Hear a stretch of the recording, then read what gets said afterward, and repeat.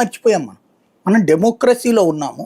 హిందూ ధర్మం అనేటటువంటి దానికి సంబంధించి కోట్లాది మంది భక్తుల విశ్వాసానికి సంబంధించిన వెంకటేశ్వర స్వామి అంశంలో మనం మాట్లాడుతున్నామన్న సోయ లేకుండా చాలా క్యాజువల్గా రాజకీయ స్టేట్మెంట్ ఇచ్చినట్టు దాంట్లో పందికోవు ఆవుకోవు అంటే ఎంత దుర్మార్గమైనటువంటి మాట అది, ఎంత దారుణమైనటువంటి పదజాలం అది మాట్లాడేశారు. అయిపోయింది. దాన్ని కవర్ చేసుకోవడానికి ఈ టెస్టులు ఇదే తర్వాతన ఓ సిట్ వేశారు, నడిచింది.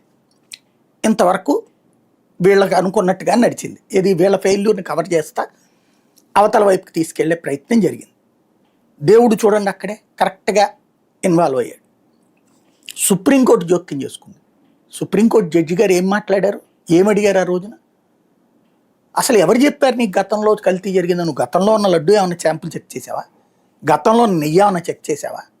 మరి చేయకుండా 5 ఏళ్ళు కల్తీ ఇట్లా జరిగింది పందికోవి ఇవన్నీ కలిసి నేను ఎవరు చెప్పారు? ఇంకొకటి, నువ్వు ఇది టెస్ట్ చేయొచ్చు ఒక ల్యాబ్లో, దాని క్రాస్ చెకింగ్ ఇంకో ల్యాబ్లో చేయించాలి కదా.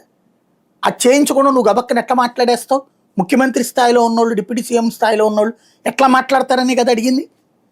అంటే అది ఎలాంటి చెంపచెవిపెట్టు లాంటి స్టేట్మెంట్ అది, క్వశ్చను. అది న్యాయ వ్యవస్థ. పోనీ ఎవడో దారిపోయే దానే కాదు, లేదా రాజకీయ స్టేట్మెంట్ కాదు, అది రాజ్యాంగబద్ధమైనటువంటి న్యాయ వ్యవస్థ వేసిన ప్రశ్న.